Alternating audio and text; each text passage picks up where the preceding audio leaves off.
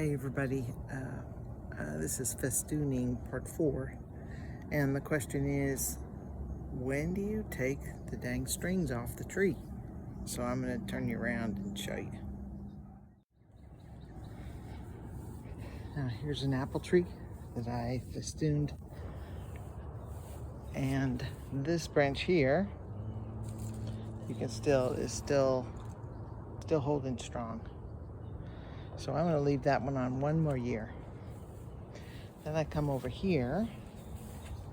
Can you see those strings just kind of dangling? So this one isn't even holding anything, and my tree is nice and horizontal, just how I want it.